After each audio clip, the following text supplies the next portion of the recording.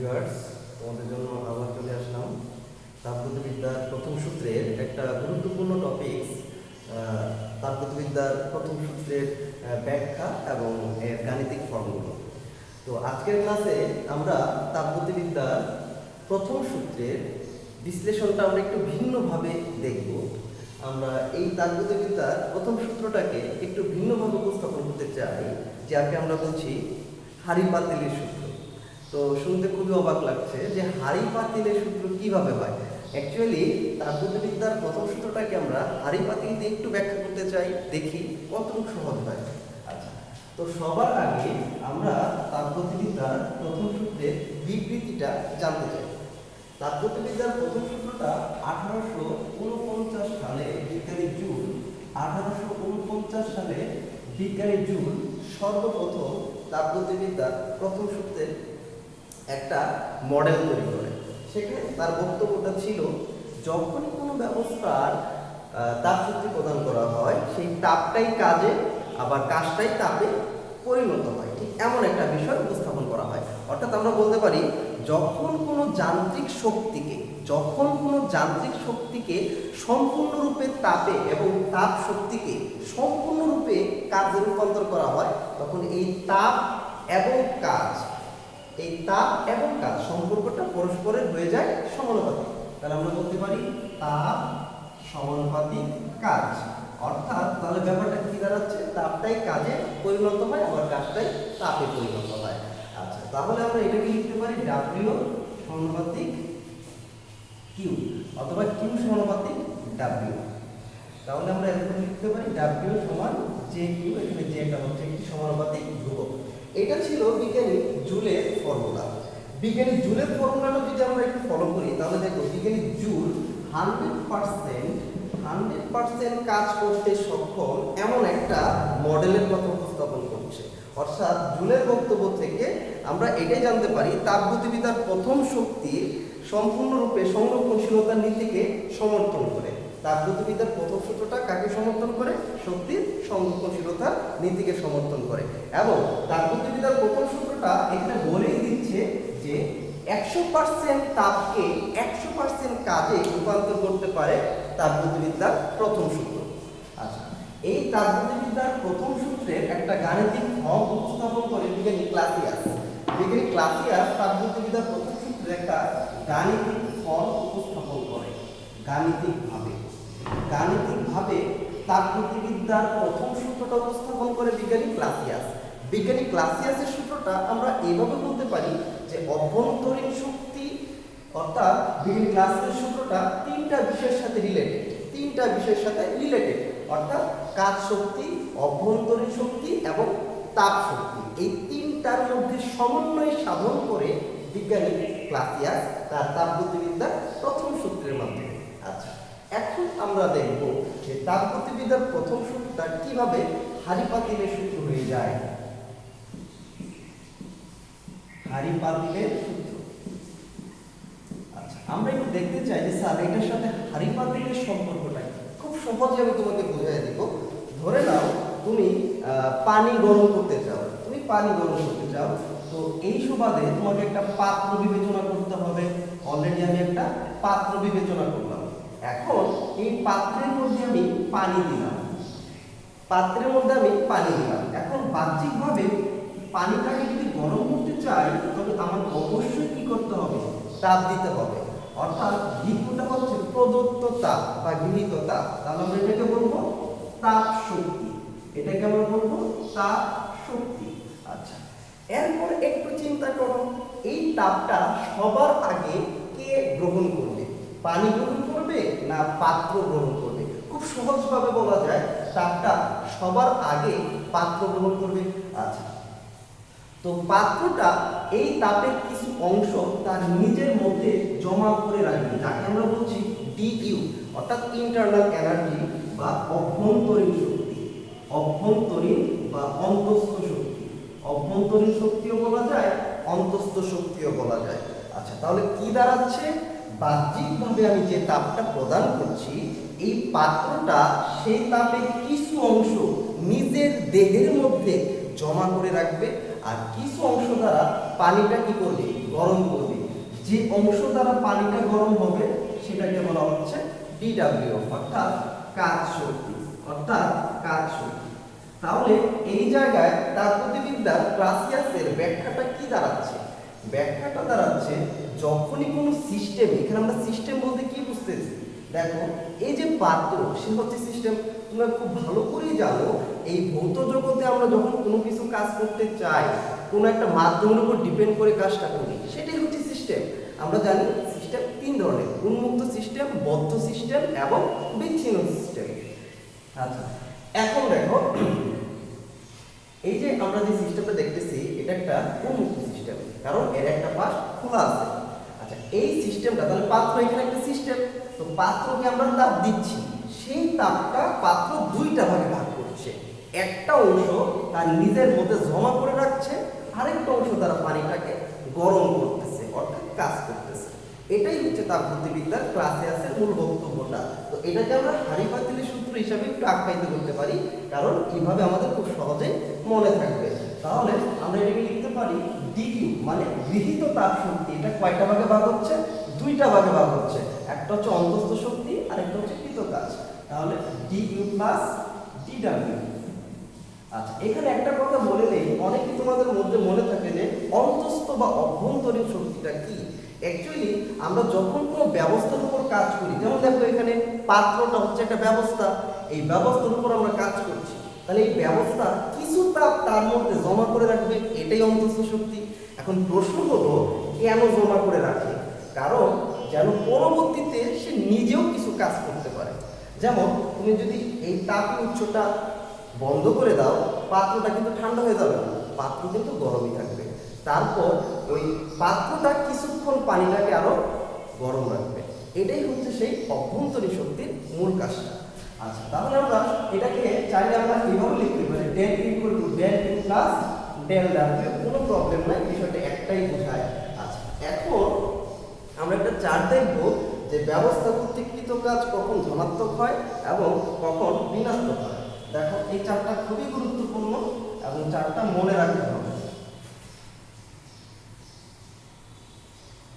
আমরা একটা positive value ধরবো আর একটা নেগেটিভ ভ্যালু ধরবো, এই দুইটা বিষয় মনে রাখতে হবে। আচ্ছা, তো আমরা তিনটা গণনা করব, ডিকিউ, ডিইউ এবং ডিডব্লিউ, অর্থাৎ দাঁড়াচ্ছে ডিকিউ হচ্ছে কি প্রদত্ত শক্তি, ডিইউ মানে অন্তস্থ এবং ডিডব্লিউ মানে কৃত কাজ। আচ্ছা, এখানে আমরা ধরবো পজিটিভ ভ্যালুটা পজিটিভ এবং এখানে ধরবো নেগেটিভ ভ্যালুটা নেগেটিভ। আচ্ছা, এখন আমরা দেখতে চাই কিভাবে পজিটিভ হচ্ছে এবং কিভাবে নেগেটিভ হচ্ছে। এই যে এটা পাত্র, মানে আমি সিস্টেম বলছি, এই সিস্টেমকে যদি বাহ্যিকভাবে তুমি তাপ সরবরাহ করো তাহলে ডিকিউ এর মান হবে পজিটিভ। অর্থাৎ এই ক্ষেত্রে আমরা বলতে পারি সিস্টেমে তাপ সরবরাহ করা হলো। আমরা এই ক্ষেত্রে বলতে পারি যে সিস্টেমে তাপ সরবরাহ, অর্থাৎ বাহ্যিকভাবে যদি তুমি তাপ দাও তাহলে ডিকিউ এর মানটা হবে পজিটিভ। আর বাহ্যিকভাবে যদি তাপ হারায়, বাহ্যিক বা সিস্টেম যদি তাপ হারায়, সিস্টেমে তাপ হারালে অর্থাৎ ব্যাপারটা কি দাঁড়াচ্ছে? ব্যাপারটা দাঁড়াচ্ছে তুমি যদি পাত্রকে বাহ্যিকভাবে তাপ দাও তাহলে এই সিস্টেমে ডিকিউ এর ভ্যালুটা হবে পজিটিভ, অর্থাৎ এখানে ডিকিউ পজিটিভ ধরতে হবে। আর যদি এই সিস্টেমে তুমি তাপ না দাও তাহলে সে তাপ হারাবে, অর্থাৎ এই ক্ষেত্রে হবে নেগেটিভ। আরেকটা হচ্ছে অন্তস্থ শক্তি। সিস্টেমে যদি ইন্টারনাল এনার্জি বৃদ্ধি পায়, অর্থাৎ সিস্টেমে অভ্যন্তরীণ শক্তি যদি বৃদ্ধি পায় তাহলে অবশ্যই সেটা প্লাস হবে।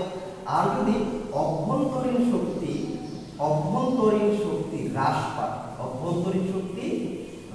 যদি হ্রাস পায় তাহলে কি হবে? নেগেটিভ। আচ্ছা, আরেকটা হচ্ছে কৃত কাজ।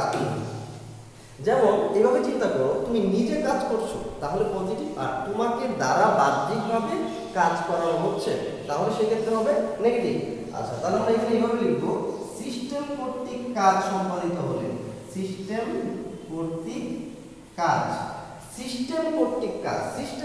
কাজ বলতে আমরা কি বুঝছি?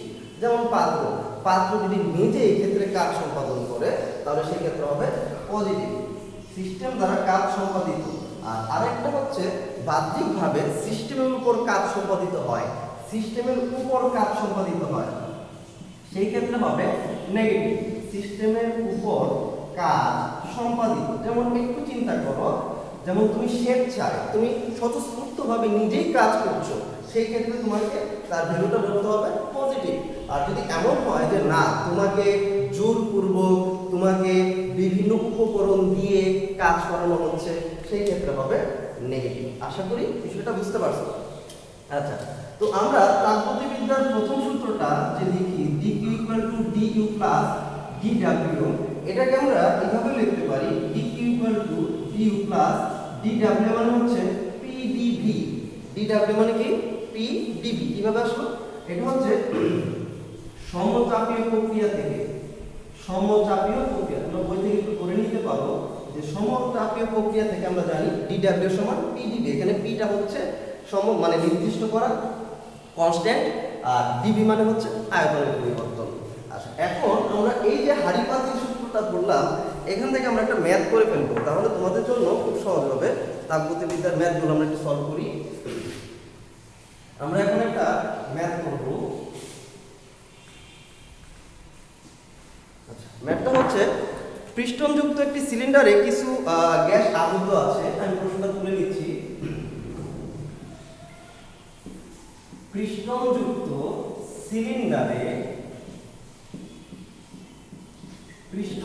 সিলিন্ডারে কিছু গ্যাস আবদ্ধ আছে, যে কোনো টাইপের গ্যাস থাকতে পারে, কিছু গ্যাস আবদ্ধ আছে। আমি আবারও বলি, তাপগতিবিদ্যার প্রথম সূত্রের বিষয়টাই হচ্ছে তোমাকে একটা সিলিন্ডার বিবেচনা করতে হবে। গ্যাসের চাপ 400 প্যাসকেল, 400 প্যাসকেল স্থির রাখা আছে। এখানে কিন্তু চাপটা বাড়ছেও না কমছেও না, 400 প্যাসকেলে গ্যাসের চাপ স্থির থাকবে। স্থির রেখে 400 প্যাসকেলে গ্যাসের চাপ স্থির রেখে সিস্টেমে ধীরে ধীরে বাহ্যিকভাবে 800 জুল তাপ শক্তি সরবরাহ করায়, তাপ শক্তি সরবরাহ করায় 1200 জুল কাজ সম্পাদিত হয়। আচ্ছা, তো এই ক্ষেত্রে 1200 জুল কাজ সম্পাদিত হয়ে যায়, আমাদের দুইটা বিষয় এখানে খেয়াল রাখতে হবে। তো এটা ছিল একটা উদ্দীপক, এখানে আমাকে দুইটা বিষয় আনতে হবে। একটা হচ্ছে গ্যাসের আয়তন পরিবর্তন, ক নম্বরে আসছে গ্যাসের আয়তন পরিবর্তনটা আমাদের দেখাতে হবে, গ্যাসের আয়তন পরিবর্তন। এবং আরেকটা বিষয় আমাদের এখানে দেখাতে হবে, সেটা হচ্ছে অন্তঃস্থ শক্তির পরিবর্তনটা নির্ণয় করতে হবে। উচ্চতর দক্ষতায় আসছে অন্তঃস্থ শক্তির পরিবর্তন, অন্তঃস্থ শক্তি আর অভ্যন্তরীণ শক্তি ব্যাপারটা একই রকম। তো সবার আগে একটা ম্যাথ সলভ করার আগে আমাদের যে বিষয়টা খেয়াল করতে হবে, সেটা হচ্ছে এই উদ্দীপকে কি কি উপাত্ত দেওয়া আছে সেগুলোকে আমরা সবার আগে আলাদা করে নিব, তাহলে সূত্রটা ধরতে খুব সহজ হবে। যেমন দেখো, এখানে গ্যাসের চাপ স্থির রেখে, অর্থাৎ এখানে শুধু পি হবে, পি সমান 400 প্যাসকেল। এরপরে কথাটা হচ্ছে এত 800 জুল তাপ শক্তি সরবরাহ করা হলো, অর্থাৎ dq সমান 800 জুল। এরপরে কথাটা হচ্ছে কাজের মান হচ্ছে 1200 জুল। আচ্ছা, এই পর্যন্ত কিন্তু আমরা পেয়ে গেছি। তো আমাদের যে জিনিসটা বের করতে হবে, গ্যাসের আয়তনের পরিবর্তনটা কত। গ নাম্বার সলভ করতে গেলে আমরা জানি dw সমান pdv। আমি একটু আগে তোমাদের বলছিলাম এই ফর্মুলাটা সমচাপীয় প্রক্রিয়ায় আসে। তোমরা জানো গ্যাস দ্বারা কৃত কাজ তিন ধরনের হয়, সমচাপীয়, সমায়ত, সমচাপীয় এবং সমষ্ণ আর রুদ্ধতাপীয়। এখানে সমচাপীয় প্রক্রিয়ার ফর্মুলাটা অ্যাপ্লাই করব আমরা, কারণ আয়তনের পরিবর্তনটা বের করতে হবে, অর্থাৎ dv সমান ওয়াট। আচ্ছা, খুব ভালো কথা, এখানে দেখো dv এর মানটা আমরা খুব সহজেই পেয়ে যাব। তাহলে dv সমান হচ্ছে dw/p। তো এখানে দেখো dw এর ভ্যালুটা দেওয়া আছে 1200 এবং p এর ভ্যালুটা দেওয়া আছে 400, অর্থাৎ 300 মিটার। অর্থাৎ আমাদের প্রথমটার রেজাল্ট চলে আসলো। এখানে প্রথমটার রেজাল্ট চলে আসলো, আমাদের যে মানটা দরকার ছিল dW PdV। আচ্ছা, আমরা প্রথমটার মান পেয়ে গেলাম। গ্যাসের আয়তনের পরিবর্তনটা আমাদের চলে আসছে এবং আরেকটা জিনিস আমাদের বের করতে হবে। এখানে আরেকটা জিনিস বের করতে হবে, 3 মিটার কিউব। আচ্ছা, এখন একটা জিনিস আমি একটু বলে নিই, এই ম্যাথটাকে অন্যভাবে কিন্তু করা যেত। এই ম্যাথটাকে অন্যভাবে করা যেত, সেটা হচ্ছে dq সমান du প্লাস dw। দেখো, এটা দিয়ে কিছু করা যায়। এখান থেকে dbটা আমরা কিভাবে বের করব? খুব সহজ। এখান থেকে এর পরের লাইনটা খেয়াল করো, dq সমান du প্লাস p dv। দেখো, এখান থেকে কিন্তু আমরা এই pdvটা বের করতে পারতাম। এখান থেকে কিন্তু আমরা pdvটা বের করতে পারতাম, একদম সেম রেজাল্টে আসতো, 3 মিটার পার কিউব আসতো। এখানে 3 মিটার কিউব আসতো, একদম ডিভিটা বের করতে পারতাম। তো এখানে আমরা যদি ডিভিটা বের করতে চাই তাহলে কি কি লাগবে? তাহলে p লাগবে, কিন্তু আমাদের দেওয়া আছে। তারপরে দেখো d কিউ লাগবে, d কিন্তু দেওয়া আছে। শুধু একটা ঝামেলা, সেটা হচ্ছে du-টা দেওয়া নেই। du-টা বের করে নিলেই কিন্তু হতো। আচ্ছা, এরপরে উচ্চতর দক্ষতায় কি বের করতে হবে? উচ্চতর দক্ষতায় যেটা বের করতে হবে অন্তঃস্থ শক্তি। এই দেখো ব্যাপারটা।